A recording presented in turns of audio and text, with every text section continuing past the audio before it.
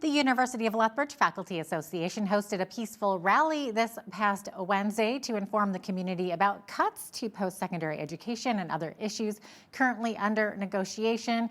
Dan O'Donnell, president of ULFA, joins me now. Dan, thank you so much for being on today. We really appreciate it. Thanks for having me. Absolutely. So first off, what types of other issues are under negotiation? What exactly is your grievance? Well, there's a number of issues under negotiation. I would say that the biggest issue that the rally is really about is the slow pace of movement on all of the issues. Um, this time, last round of negotiations, which went quite slowly, we settled our agreement. This time, we're 500 days past the end of the collective agreement, and we've reached agreement on less than a half dozen articles. Um, and even more important, very many of the articles that we have discussed have only been passed once, maybe twice across the table. And we've been finding it hard to get meeting times with the administration. We've been finding it hard to get meaningful movement on the things that they're presenting. So I would say the initial problem is simple lack of movement at the table. You can't have a successful contract negotiation if you're not prepared to meet, and then you can't finish the negotiations if you're not prepared to take wine with water with your wine occasionally. Hmm. The specific issues that are causing trouble right now are we're being asked for a -4 retroactive pay cut for money we've already paid taxes on. We're also looking at a number of changes in the way that governance works in the university, including, for instance, the way grievances are handled, shortening the period of time when somebody can point out that something improper has happened. Changes to academic freedom, which can be difficult for people not in the university world to understand. But basically, the idea is to subordinate academic freedom to the business interests of the university, which sounds like it makes a lot of sense. Except then you end up with a situation like we just had in Florida, where the university can say, well, we don't want to alienate the provincial government. So even though what you have to say and you're an expert in this area is important, we'd rather you just didn't say anything. And that's not why the citizens of Lethbridge fought to have a university in a city this size. Yeah, true. Now, Dan, I know that you're an association working on behalf of faculty members. Who is your union, by the way? Are you currently under AUPE? No, we are the union. So the University of Lethbridge Faculty Association was turned into a union as a result of a Supreme Court decision going back about 2012, I think. Okay, excellent. Thank you for clearing that up for me. I know a lot of the staff at the U of L are the AUPE, but I was a little bit curious about the faculty members because I didn't think that you fell under that category. So that's great to have that No, we clarification. don't. We're our own union. Yeah, and so who exactly are you negotiating with? Is it the university itself? Is it the province? Well, that's actually an interesting question. The short answer is we should be negotiating with the university. We should be negotiating with the Board of Governors of the University of Lethbridge, and the Board of Governors of the University of Lethbridge should be looking out for the best interests of the faculty, of the students, and frankly, of the city of Lethbridge. In actual practice, we seem to be negotiating with the government of Alberta via the Board of Governors. We are told whenever we're asked that the money that is being offered, there is no choice. It's being set by the provincial government. We're told that the provincial government wants to see the university restructured. We're told that the provincial government has all sorts of plans for how the university that Lethbridge has needs to be reorganized. And unfortunately, I think that's contributing to this lack of movement and this uncertainty because if you don't feel, if you're a member of the Board of Governors or if you're a member of the administration and you don't feel that you actually run the university, then I can see that it is difficult to make the kind of compromises that are necessary to keep the university as good as it is. Hmm. So what type of impact is this having on staff and students at the U of L? Well, I think it's horrible. It's horrible for the employees. It's horrible for the students. Whenever you have negotiations that have gone on as long as this, 500 days, we're getting close to 2 years. That brings uncertainty. I can understand that parents around the country, parents in Lethbridge, would sit and say, geez, I'm wondering if my kids should go to this university, or is there going to be trouble there? I mean, how are they going to resolve this? At the current rate of negotiations, I think it's a decade before we would actually reach a contract, and you can't run a university like that. So this is inevitably going to have impact on the students. University of Lethbridge faculty members also, over time, have lost ground compared to other universities in our class, to the point that we're now paid 10 to 15% lower than the comparator universities that we all agree are our comparators. And the trouble with that is, again, the best educational experience depends on having professors who are the best in their fields in the world, and who are not looking for other work, are not struggling to find the time to do their research, not struggling to find the time to participate in professional panels. And ultimately, that does impact the quality of the education in a university that the citizens of Lethbridge marched in order to have established, because we knew it was good for our kids to have this university here. Hmm. Now, I had read previously that one of your grievances is workload inequities. Do you want to talk about that a little bit? Well, there's been some very strange things going on in terms of how the university is determining workload. People have recently been given extra classes and then told that there has been no change to their workload. So we have instructors who've gone from 7 classes to 8 classes. And then when they say, well, that's one more class than I've had before, that's a fairly large increase in my workload, isn't it? They're told, no, it's not. We're just rearranging all the other things that you do.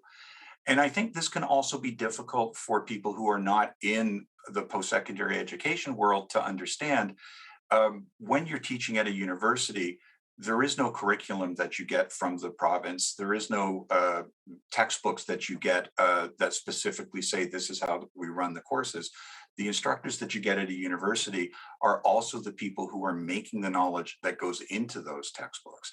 And so when they say you're getting an extra course, what they're really saying is, we want you to spend less time on developing the material that everybody else is going to use to do that advanced work that the students need in order to go out into the workforce and work in the high tech jobs, to work in the finance sector, all those places that require real knowledge of the cutting edge in the field. If you just start saying to people, I want you to teach around the clock and not spend any time either developing new knowledge or staying current with what's on in the field, then really what you end up with is a very different kind of institution. And that's inevitably going to devalue the degrees. True, and that definitely has an effect on students and students going out into the world for sure. Not to mention the faculty not getting paid the extra compensation that they might need for the extra hours put in, right? So workload inequities was one. Was salary one of them as well? Well, the salary issue is really a problem. The province has asked the public sector generally to take rollbacks, retroactive rollbacks. There is some indication that the mandate has changed in the last month or so, but it began this round by saying that they wanted the public sector to take rollbacks. In the post-secondary sector, that has generally been -3. At the University of Lethbridge, they added an extra percent. So they asked us for -4. Unlike other universities, the U of A, other universities in the province, our board decided that they wanted that extra percent. And that's really very unfortunate, because the last time the government cut the University of Lethbridge's budget, this was about 5 or 6 years ago, the University of Lethbridge faculty were the only faculty in the province who agreed to a 1% rollback in order to help the university out. And the trouble is that compounds over time. So we gave up that 1%, however many years ago that now was, and that means we're losing over time. We've had zeros since then. There has been inflation in that time that adds to that. And now we're being asked for a bigger cut than at most other institutions in the province. And the result really seems to be a race to the bottom. And it just doesn't make sense for a city that's proud of its university to say, we'd really like to be known as the university that's the discount university, the place that pays its faculty less than elsewhere, so that you can have a so-so education as opposed to a better education somewhere else. Yeah, that makes sense. Absolutely. Maybe talk about the rally held on November 17th. What was the response from the community? Were they surprised that this was happening? I don't think so. We've been extremely gratified by the response from the community and from the students, because obviously, when there's disruption at a university, that's going to harm the students. Faculty members are teaching because they love to teach. Students are there because they want to learn. Nobody wants to see classes disrupted. It's obviously something that would concern students. We've had great support from the student unions, great support from individual students. I just had a faculty member tell me that they had students requesting if they could be excused from class early to attend the rally.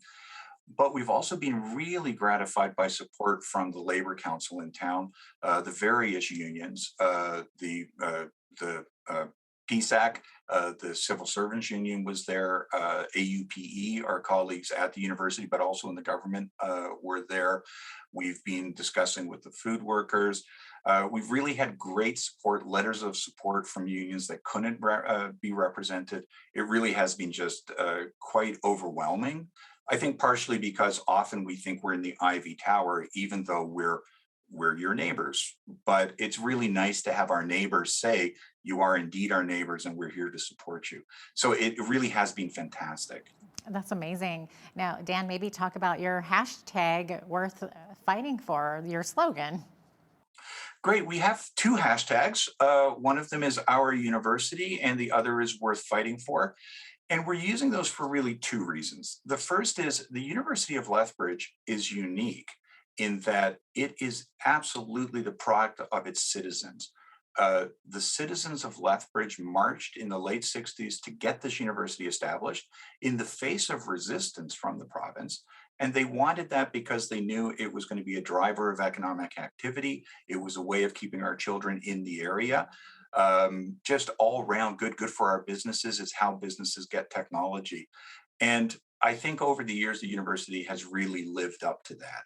So we feel that of all the universities in the country, the University of Lethbridge can truly say, for the people of Lethbridge, this is our university. On top of that, you can't have a university if you're not prepared to fight for it. We see the pressures from Edmonton. They want to cut back. They want to pull programs. They want to make the university smaller. They want to change its focus. And frankly, they want to reduce quality. One of the provincial goals is to reduce the quality of Alberta institutions to those of BC and Ontario, as that's what they say they would like to do. And we feel that the only way of preserving the work that our citizens have put into this university is to fight for it. And we think it's worth fighting for. And we also feel that the board has really not been doing that work. We're often told that we have to be afraid of the provincial government, that if we stand up to the provincial government's demands, then we'll be penalized by them. But we really feel that this is the job of everybody, of the board, of the administration, of the students, and of the faculty. And we're really quite disappointed right now that it seems to be only the faculty, the staff from AUPE particularly, and the students who are carrying that fight. And so we're really trying to encourage the board and the members of the administration to stand up for this university that we've built. Excellent. Well, Dan, thank you so much for educating our viewers about what all is going on there. Anything else you want to add at all? No, I thank you for your interest. As with the citizens of Lethbridge, we've really been very pleased by the amount of support that we've had. And if people have any questions or comments or suggestions, they're welcome to contact the ULFA office, and we'd love to hear from you. Dan O'Donnell, president of the University of Lethbridge Faculty Association, thank you so much for joining me today. Thanks very much.